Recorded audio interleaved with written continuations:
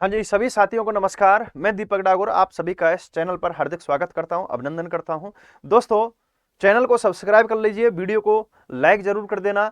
सिर्फ और सिर्फ 2 मिनट में पूरा का पूरा सिरोही चौहान वंश पढ़ेंगे हम। मैंने थ्योरी की क्लास आपके रिकॉर्ड कर दी है। अब उसी पीपीटी से अपन एक फायर शॉट लेते हैं, मात्र और मात्र 2 मिनट में पूरा का पूरा सिरोही का चौहान वंश। ठीक है, सबसे पहले बात करें सिरोही का प्राचीन नाम, वो आपके अर्बुद प्रदेश या शिवपुरी, जिसकी राजधानी थी चंद्रावती। जालौर के चौहानों की एक देवड़ा शाखा है जिसने सिरोही पर अधिकार किया था, सिरोही पर शासन किया, और इसी कारण यहाँ के सिरोही के जो चौहान है वो देवड़ा चौहान कहलाते हैं। ठीक है, इनके जो कुलदेवता हैं वो शरणेश्वर महादेव। ठीक है, शरणेश्वर महादेव।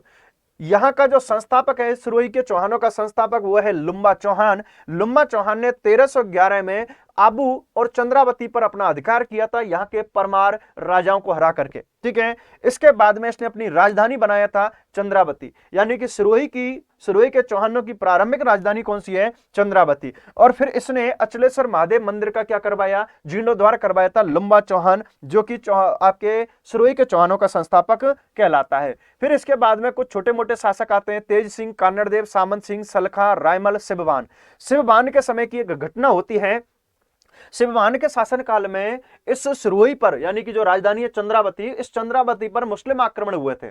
तो इसने चंद्रावती और सिरोही की सुरक्षा करने के लिए, ध्यान रखना भी सिरोही बसा नहीं है, ठीक है, चंद्रावती की रक्षा करने के लिए, चंद्रावती को सुरक्षित करने के लिए शरणवा पहाड़ी पर एक दुर्ग का निर्माण कराया था। क्लियर? ठीक है, फिर उसके बाद में अगला शासक बना सहेसमल, वेरी वेरी इंपॉर्टेंट। और इसी सहेसमल ने राजा बनने के 1 वर्ष बाद, यानी कि 1425 में सिरोही नगर की स्थापना की थी। ठीक है, सिरोही नगर की स्थापना की थी और इसने अपनी राजधानी बनाया किसको? सिरोही को, यानी कि चंद्रावती से राजधानी ट्रांसफर कर दी इसने, कहां पर? सिरोही कर दी है। ठीक है, अब इस सहेसमल ने मेवाड़ के कुछ गांवों पर अधिकार कर लिया था। यह बात पता चली राणा कुंभा को। राणा कुंभा अपना लठ लेकर के आया और सहेसमल को गजब का ठोकता है। ठीक है, और इस युद्ध में सहेसमल मारा जाता है और इसी, यानी कि कुंभा की विजय होती है। और कुंभा ने इस विजय के उपलक्ष्य में 1452 में अचलगढ़ दुर्ग का पुनर्निर्माण करवाया और यहां पर एक कुंभ स्वामी मंदिर का निर्माण कराया था। ठीक है, उसके बाद में आया फिर लाखा। लाखा साहब खूब प्रयास करता है राणा कुंभा से सिरोही को जीतने का, लेकिन यह तब तक सिरोही को नहीं जीत पाता है जब तक राणा कुंभा की मृत्यु नहीं हो जाती है। कुंभा की मृत्यु के बाद इस लाखा ने क्या कर लिया? लाखा देवड़ा कहेंगे इसको, ध्यान रखना, इस सिरोही पर अधिकार कर लिया था। ठीक है, यह साहब पावागढ़ से कालिका माता की मूर्ति लाता है और उसे सिरोही में स्थापित करवाता है और यहां इसी मंदिर के किनारे एक लाखनाथ तालाब का निर्माण कराता है। ठीक है, फिर आपके जगमाल। जगमाल जो है ये आपका जगमाल देवड़ा।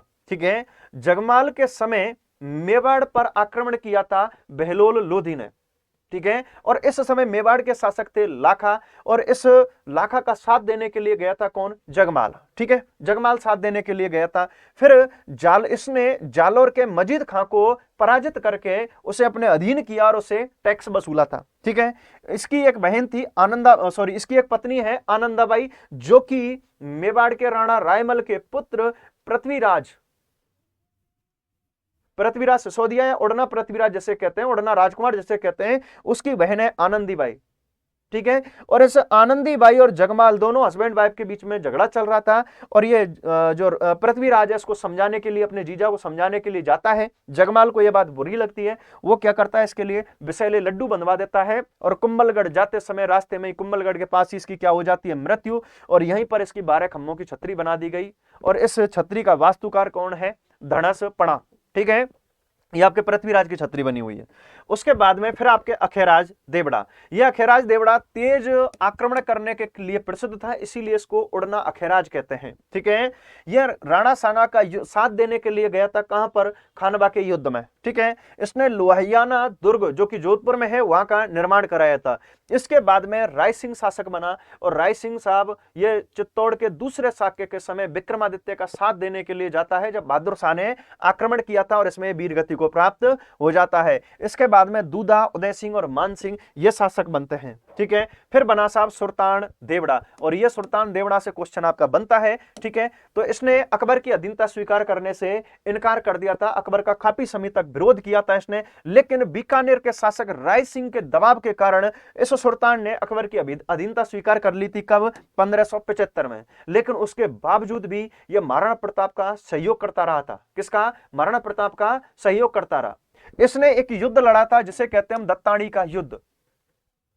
अकबर ने जब इसने आपके सुल्तान ने अकबर की अधीनता स्वीकार कर ली थी, उसके बाद में महाराणा प्रताप का एक भाई था जगमाल, जिसे गद्दी से हटाया गया था। उदय सिंह ने, महाराणा उदय सिंह ने उत्तराधिकारी घोषित किया था इसी जगमाल को, और फिर जगमाल को गद्दी से हटा करके और प्रताप को गद्दी पर बिठाया गया था। और यही तो कहलाती है मेवाड़ के राजमहलों की प्रथम क्रांति, ठीक है। अब साहब इस जगमाल को आधा सिरोही राज्य दे दिया था अकबर ने। बोले तेरे को गिफ्ट में दिया रे है। ओए जगमाल एकदम यूं छाती चौड़ी करके घूमे। ये बात बुरी लगी किसको? सुल्तान को। सुल्तान ने इतना गजब का ठोका इसको, दत्तानी में जूतों से कूटा, और इसी में ये मारा गया जगमाल। और इस युद्ध में जीत किसकी हुई? सुल्तान की। तो तभी तो कहते हैं कि ये जो जगमाल है ये आजीवन मेवाड़ का शत्रु बन करके रहा था, ठीक है। उसके बाद में फिर कुछ छोटे मोटे शासक आते हैं आपके, राय सिंह सेकंड है, अखेराज सेकंड है, ठीक है। और इसके बाद में उदयभान है, बेरीसाल है, छत्रसाल है, सुल्तान सेकंड, मानसिंह सेकंड, पृथ्वीराज, जगत सिंह और बेरीसाल सेकंड। और इसके बाद में आया फिर साहब उदयभान। ये एक नंबर का बेवड़ा और अय्यास आदमी था। सारा का सारा खजाना उड़ा दिया अपनी अय्यासी में, और सिरोही की आर्थिक स्थिति कैसी हो गई? खराब हो गई। जनता ने इसको किले में दिया, बंद करके ठोका, और 1818 से इसकी मृत्यु 46 में होती है, तब तक इसे किले में ही नजरबंद करके रखा था। जब यह किले में नजरबंद था तो इसके छोटे भाई शिव सिंह ने राज्य का संचालन किया था। शिव सिंह यानी कि शिव सिंह क्या करता है? 1823 में अंग्रेजों के साथ में संधि कर लेता है, और यह अंतिम रियासत थी जिसने अंग्रेजों के साथ में संधि की थी, ठीक है। फिर अगले कुछ शासक बनते हैं, उम्मेद सिंह, केसरी सिंह, स्वरूप सिंह, तेज सिंह और अभय सिंह। अभय सिंह के शासनकाल में सिरोही का विलय कर दिया जाता है राजस्थान में। क्लियर? ओके दोस्तों, तो वीडियो को लाइक, चैनल को सब्सक्राइब जरूर करना। थैंक यू, धन्यवाद, जय हिंद, जय राजपूताना।